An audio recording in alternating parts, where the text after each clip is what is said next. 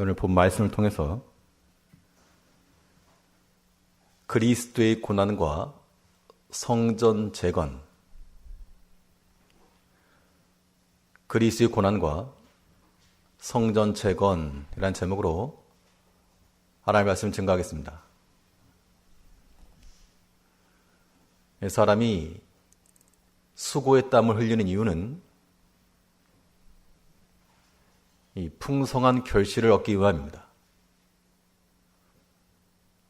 농부가 파종을 하거나 운동선수가 매일같이 땀을 흘리는 것이나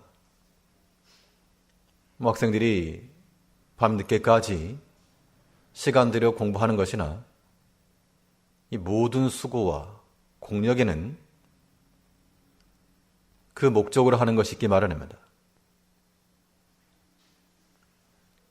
우리가 허공을 치는 그런 싸움이 아니라 분명한 목적의 타점을 가지고 나아갈 때 더 효과적인 그러한 결실을 가질 것인데, 그러면 예수님께서 우리를 위해서 고난받으시고 또 십자가의 죽음을 주셨다 그러는데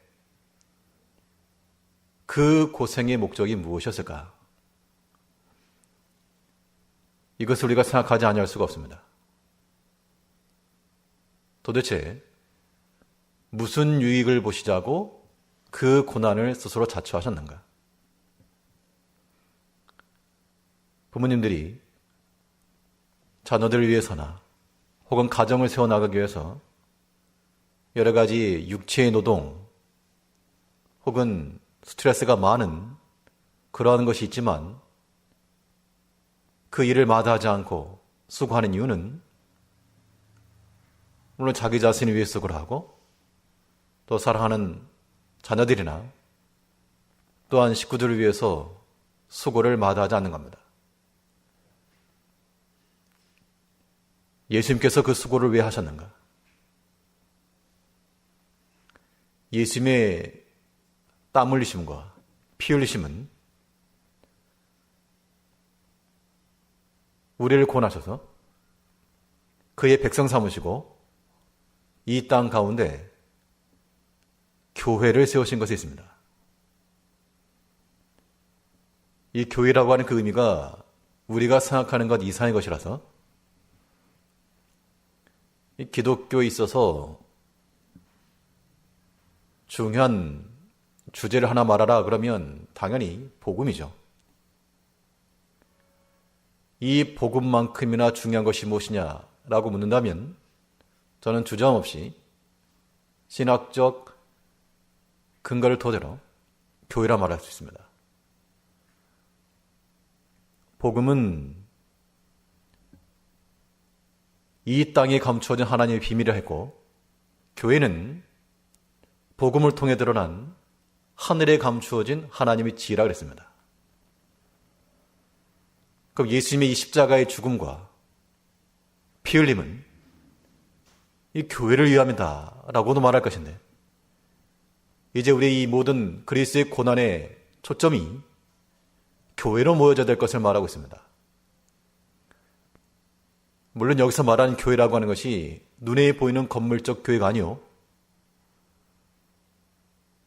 하나님 앞에 구원을 받은 성도의 연합과 뿐만 아니라 하나님의 영이 거주하시는 우리 자신이 하나님의 거룩한 성전이고 예수님께서 회복하시고 정결케 하시고 바로 세우시기 원한 하나님의 집이었다는 겁니다. 이런 관점에서 오늘 본문은 예수님께서 십자가 사역 감당 이전에 성전에 들어가셔서 성전을 정화하시는 그 내용인데, 이 내용을 통해서 우리 삶 가운데서 우리는 무엇을 정결케 할 것이며 또한 어떻게 이 정결함을 이뤄갈 것인가? 예수님의 고난의 목적이 어디에 있는가? 라고 하는 것에 대해서 살펴보도록 하겠습니다. 우리 첫 번째로 생각해 볼 수 있는 것, 이 개인과 공동체로서 이 교회가 힘써야 될 것은 인본주의 청산입니다.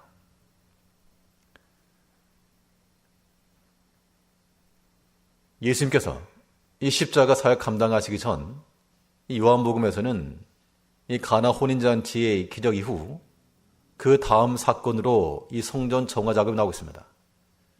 의도적 배열이죠. 예수님의 눈에 들어온 그 성전의 모습은 무엇이었는가 하면 성전에 합당치 않은 것들이 가득했다 그겁니다. 그래서 예수님께서 어떻게 하셨습니까? 엎으시고 채찍을 들어 쫓아냈다 그랬습니다. 하나님의 성전은 우리가 우리 삶 가운데나 우리의 마음과 생각 속에 하나님 앞에 합당치 아니한 것들을 가득히 진열해 놓게 되면 그것은 하나님께서 엎으시는 상이요, 노끈으로 채찍을 만들어 쫓아낼 부유한 양과 소가 되는 겁니다. 우리의 인본주의 청산을 위해서는 없어야 할 것들을 버리는 것이 바로 인본주의를 청산시키는 겁니다. 본문 14절 말씀을 보시면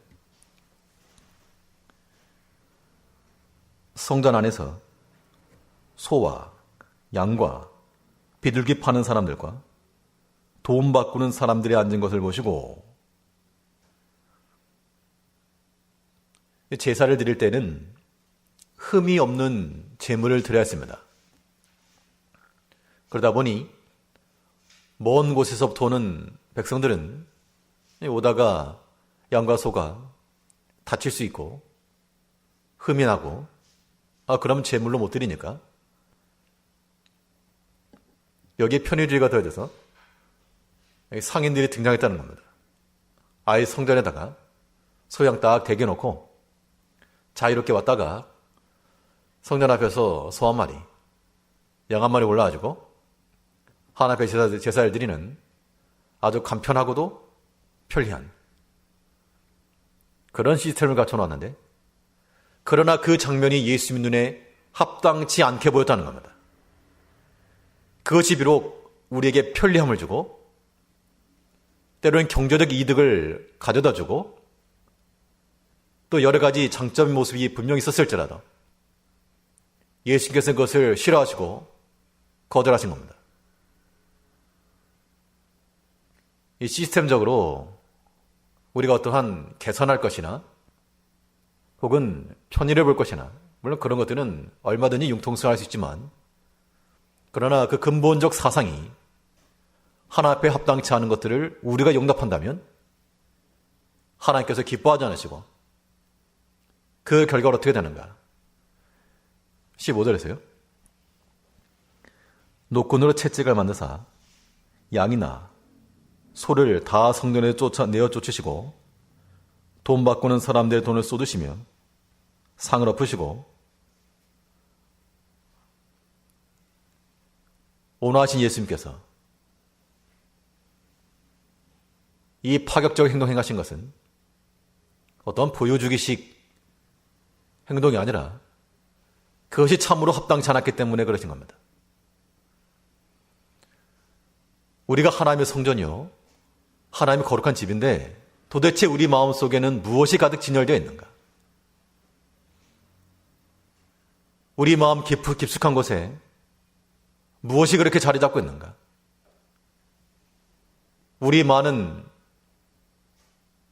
시간과 삶 속에서 우리가 무엇에 집중하며 무엇을 추구하고 살아가고 있는가?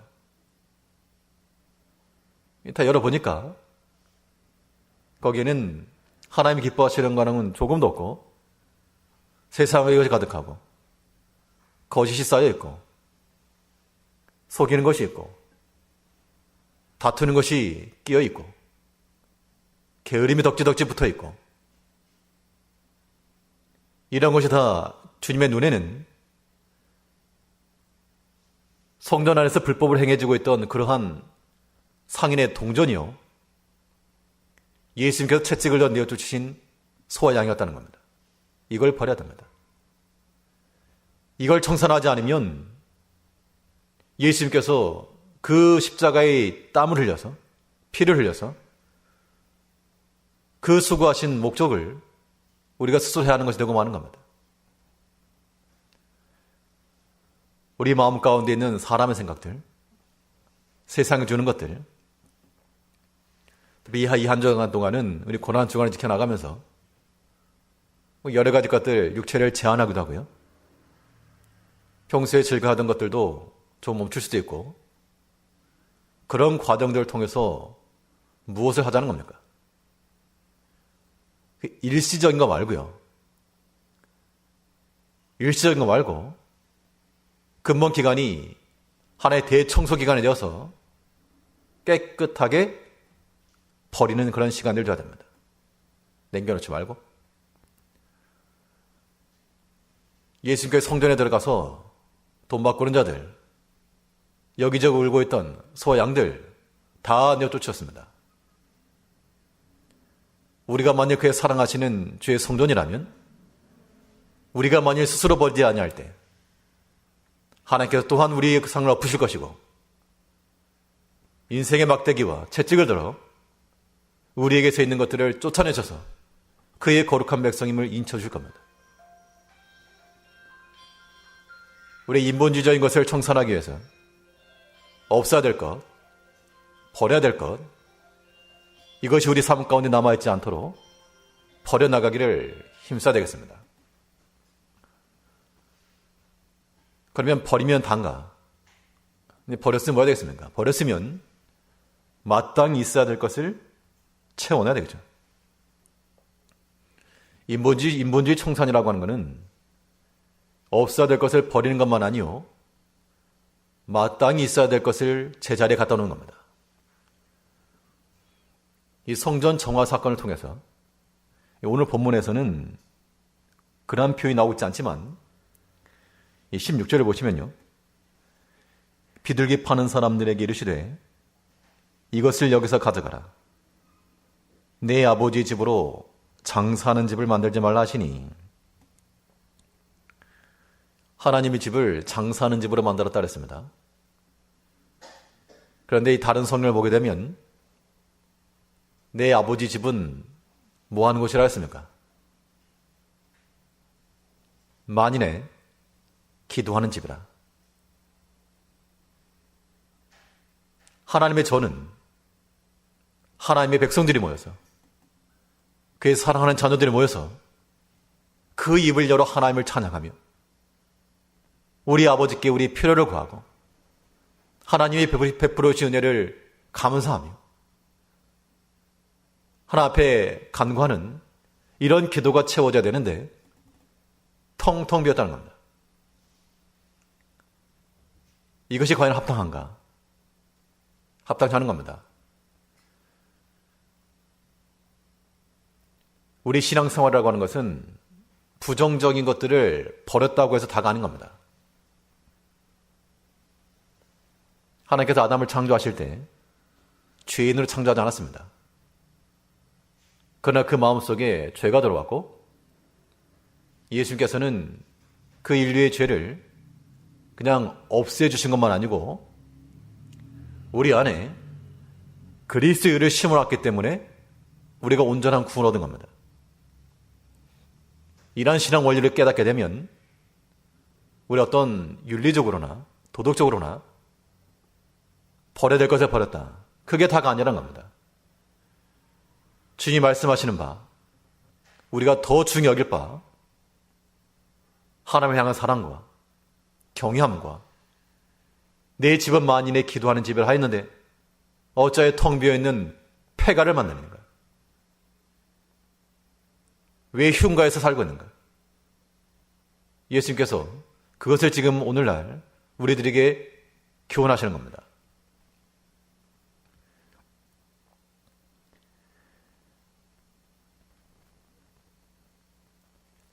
하나님 앞에 간구해야 될 이 기도의 집이, 기도하는 자리가 끊어지고 기도하는 소리가 줄어들게 되면 그것은 강도의 구례라 그랬습니다.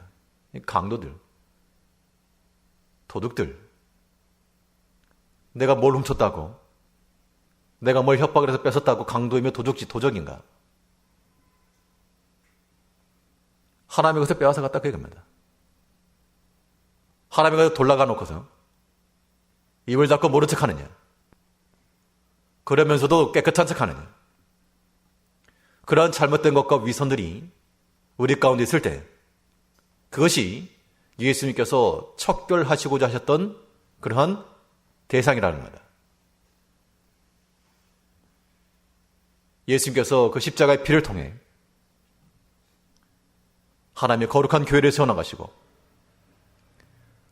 우리를 하나님이 기뻐하시는 하나님의 성전으로 세워나가시길 원하셨는데 우리 마음속에 여전히 세상이 가득하고 인본주의적인 것이 가득하다 그러면 우리는 십자가의 원수인 겁니다. 이 고난주간 주를 닮아가겠노라 말하면서도 도리어 주를 핍박하는 자가 되지 아니하도록 우리 삶 가운데서 마땅히 버려야 될 것들을 버리고 마땅히 있어야 될 것을 채워 내 집은 만인의 기도하는 집이라 흉가로 두지 말고 폐가로 만들지 말고 그 기도하는 자리에 기도를 채우며 하나님 앞에 감사의 신앙 고백을 통하여 참으로 하나님의 성전으로 만들어져야 될 것을 말하고 있습니다. 이 남은 고난 중간 동안에 예수님께서 그 십자가를 통해 이루시고자 했던 목적은 하나님의 교회입니다. 하나님이 임재하시는 그의 성전을 지어나길 원하셨다는 겁니다. 우리가 예수님의 척결하신 대상이 되지 아니하도록 모든 인본주의를 다 버리고 하나님 경외함과 하나님 기뻐하시는 그러한 집을 만들어 나가기 힘을 다하는 성도님들 되셔야 되겠습니다. 실제로 이 개인과 공동체로서 이 교회가 힘써야 될 것이 무엇인가? 둘째로는 하나님의 임재가 일어나길 힘써야 되겠습니다. 하나님의 임재라고 하는 것은 하나님께서 우리의 주인 되게 하시는 겁니다. 하나님이 계신 곳에 가면 하나님의 임재가 있는 거죠. 우리가 하나님과 동떨어진 자리에서 어둠 속에서 하나님을 찾으려 하니 보일 리가 있나?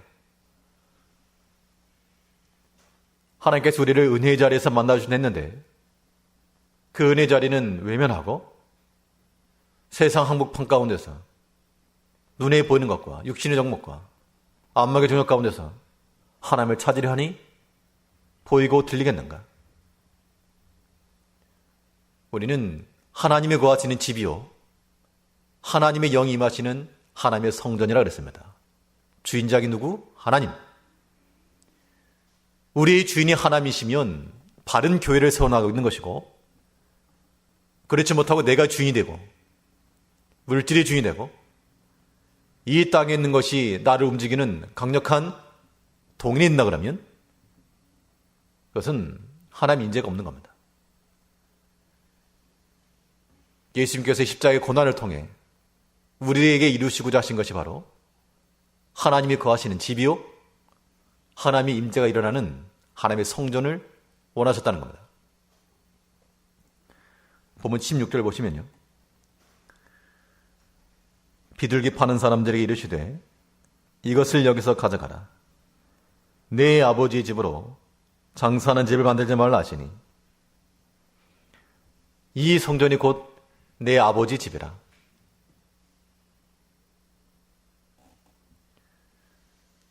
우리가 하나님의 교회를 귀하게 여겨야 될 것은 바로 여기 있습니다. 예수님께서 내 아버지 집이라 인정해 주시는 그 자리이므로 우리가 그것을 함부로 여기거나 경역해서는 절대 안 됩니다. 우리 자신에 대해서도 우리가 비록 사람의 관점을 가지고 우리 자신의 약함과 무능과 혹은 우리 자신의 그 꼴보기 싫은 모습들 때문에 우리 자신을 스스로 비관하지 말고 하나님의 영이 거하시는 하나님의 성전이요 그리스도께서 자신의 핏값으로 세우신 하나님의 것이라는 겁니다. 이런 인식을 가지고 존중이 여기에 존중이. 교만과는 다른 겁니다. 하나님의 영이고 하나님의 집이고 하나님의 것이므로 우리가 귀하게 여기고 다치지 않도록 그 주이신 하나님께서 그의 뜻대로 이루어 가시도록 우리 자신을 내어드린다는 겁니다.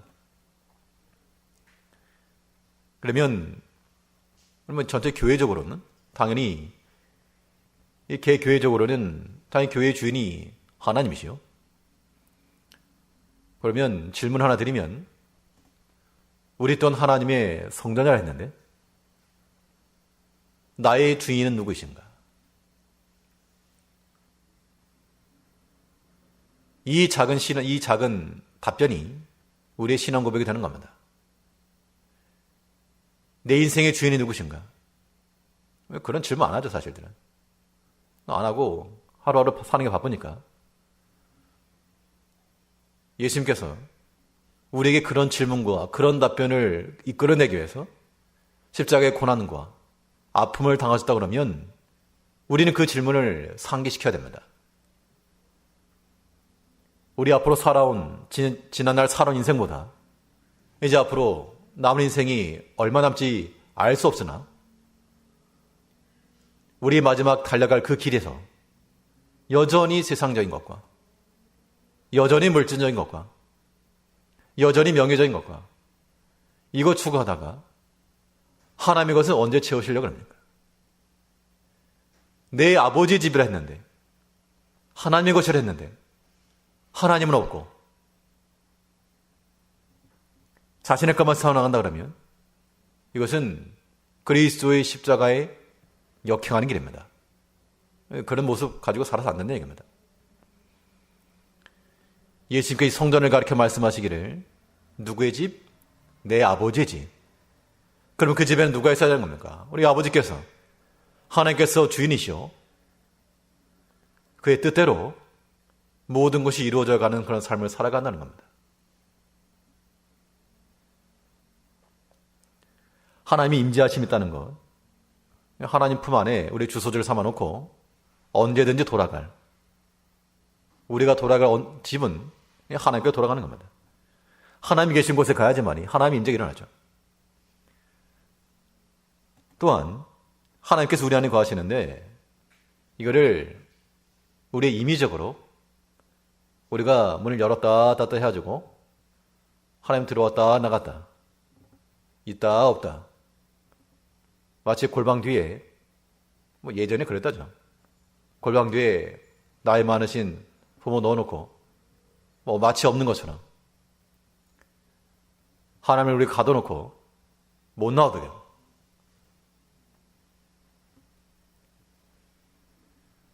어린아이들 그렇게 하죠.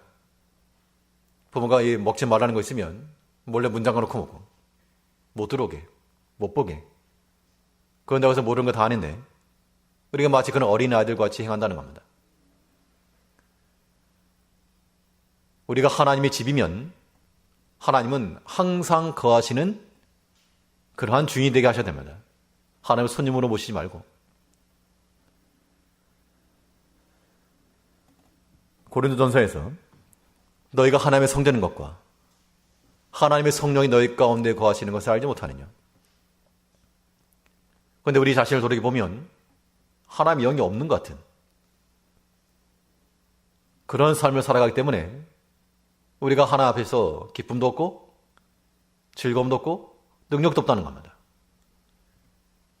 이제 예수님께서 이 십자가의 고난을 통해서 우리에게 이루시길 원하는 것은 너희가 하나님의 집이므로 항상 하나님이 거하시며 하나님과 더불어 살아라.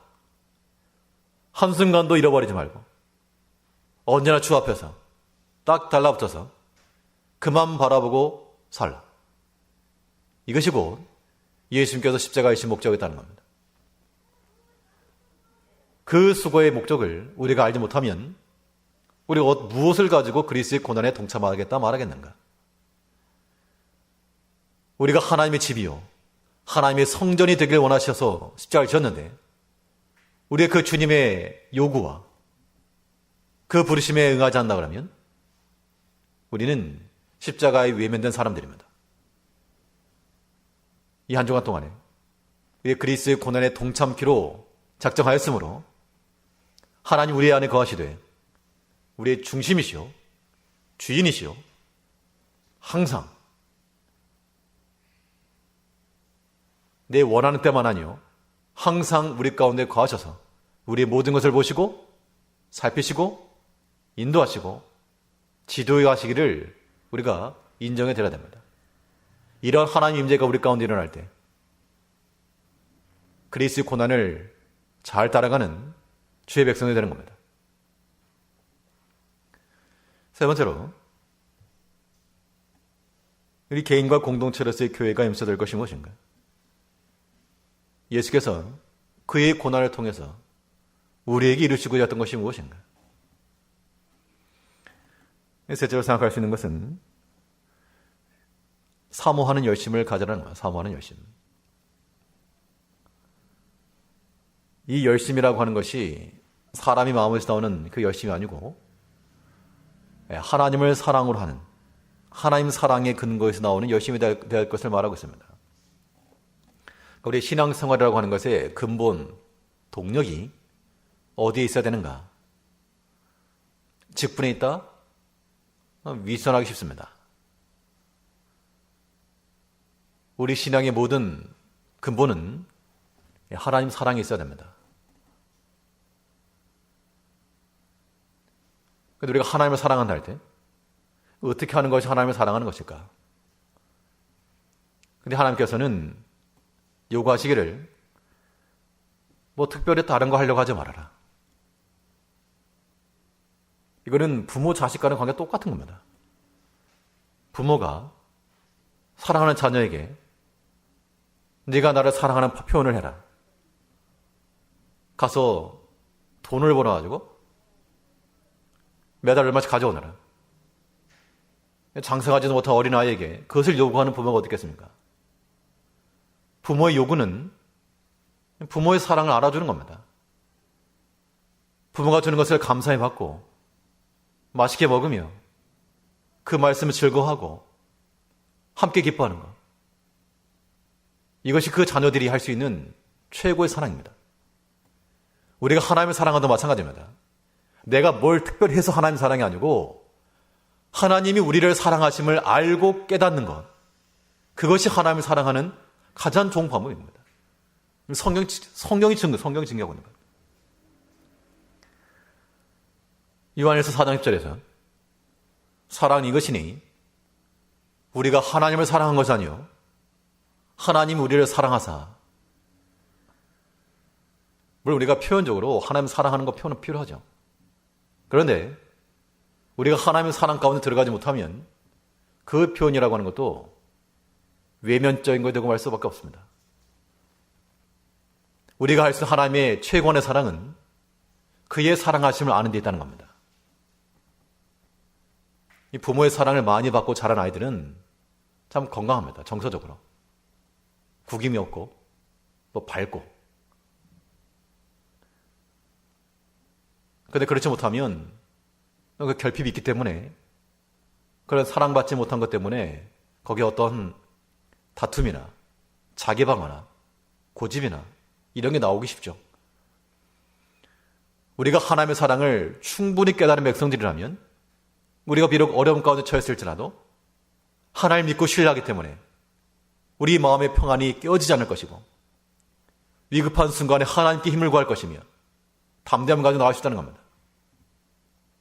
그런데 그 하나님의 사랑을 알지 못하면 이 마음속에서 상실에 대한 두려움으로 사람의 생각 나오고 죄를 범하게 두려워하지 아니하고 빼앗길까 다투고 아무튼 건강하지 못한 모습이 나오는 겁니다. 예수님께서 우리를 고난에서부터를 건지시기 위해서 너희가 당할 고난 내가 대신 진다. 그래서 십자가 지신 거죠. 그럼 우리가 할 것은 무엇입니까? 그 주의 마음을 아는 데 되면 하나님과 화목하길 바라고 하나님의 베풀어 주신 그 은혜를 감사해 받고 또한 찬송으로 보답하며 하나님의 사랑을 좀 알아라. 우리가 다른 것으로 기도하지 않고 하나님의 베풀어 주신 그 은혜를 충분히 묵상하게 되면 은혜가 넘치는 겁니다. 이것이 곧 하나님 앞에서의 열심이죠. 하나님을 사랑하는 열심, 사모하는 열심. 예수님께서도 그 사모하는 열심을 가지고 이 일을 행하셨다고 그랬습니다. 성전을 사모하는 열심이 그를 삼킬 것이라. 17절을 보시면요. 제자들이 성경 말씀에 주의 전을 사모하는 열심이 나를 삼키리라 한 것을 기억하느라. 이 성전에서 상을 엎으시고 노끈을 채찍을 만들어서 우양을 내어 쫓으신 것도 기분이 나빠가지고 사람의 감정을 따라 행하신 것이 아니라 하나님을 향한 사랑에 근거한 그 사모함의 열심이 나타났다 하게 됩니다. 이 열심은 반드시 하나님 사랑과 경외함에서 나와야 됩니다. 이거 없으면 말 그대로 그냥 다툼과 싸움입니다. 교회를 할 때도 마찬가지입니다. 그 누구라도 하나님을 사랑하고 교회를 사랑하고 또 형제를 아끼는 마음을 가지고 행하게 되면 그 열심은 귀하고 아름답지만 때로는 자기를 위한 열심이 될 수 있다는 겁니다. 자기를 위한 열심은 어떻게 할 수 있는가? 속이 상하거나 화가 나거나 다툼이 일어나게 되면 그럼 100%입니다. 주일이 잘 되는 것으로 만족할 수 없으니까 내가 상했다 그 얘기입니다. 우리가 하나님 앞에서 사모하는 열심을 가지고 주를 섬기되 하나님의 사랑을 알고 그 사랑에 근거하여 열심 낼 수 있는 그런 삶을 살아야 됩니다. 하나님의 사랑에 근거했다는 것은 하나님께서 우리에게 가시적으로 눈에 보일 수 있는 하나님의 말씀을 주셨습니다. 이제 우리가 하나님의 사랑을 깨닫는 것도 그를 사랑하는 것도 말씀을 통해서 알고 그 말씀 또한 순종하여 사랑을 표현해 드리는 겁니다. 예수님께서 성전에서 보이신 이 사건도 저가 하나님의 전을 사모하여 행하신 것이라 그 말씀을 기억했다. 17절 다시 보시면 제자들이 성경 말씀에 주의 전을 사모하는 열심이 나를 삼키려 한 것을 기억하더라. 예수님의 그 행동 또한 성경에 기록된 대로 행해 주셨다는 겁니다. 우리 열심이라고 하는 것이 이렇게 나타나야 됩니다. 하나님을 사랑하는 마음에서 그 약속의 말씀들을 순종하며 실천해 나갈 때 이것이 하나님께서 기뻐하시는 바요. 또한 예수님께서 그의 큰 고난과 고생을 통해 우리 가운데 이루고자 하셨던 결실의 모습이라는 겁니다. 그리스도의 고난에 동참하는 길은 우리가 육체를 괴롭게 하고 삶을 제한하는 것으로만 다가 아니라 예수님께서 이 모든 고난을 통해서 우리 아래에 있는 모든 죄악된 것과 인본주의적인 것들을 몰아내기 위함이었으므로 그대로 따라하는 그런 모습이라고요. 그렇게 해감으로써 우리가 하나님의 거룩한 성전이 되고 하나님이 임재하시는 곳이 되길 원하셨으니 우리 또한 그러한 모습을 가지고 살아가야 될 것입니다. 이 모든 걸 통해 하나님을 사랑하는 그 열심을 가지고 친히 말씀이시며 하나님이시라도 그 기록된 말씀을 기억하고 순종을 하셨던 그 주의 뒤를 따라 때로 여러 가지 고난이 있을지라도 하나님의 말씀을 기억하며 순종하며 우리 삶 가운데서 실천이 될 수 있도록 그런 모습을 살아가는 것이 그리스도의 고난에 동참하는 길인 줄 알고 이 믿음의 길에서 온전히 걸어가므로 하나님이 기뻐하시는 하나님의 거룩한 성도들, 주의 백성들이 되어야 될 줄 압니다. 기도하겠습니다.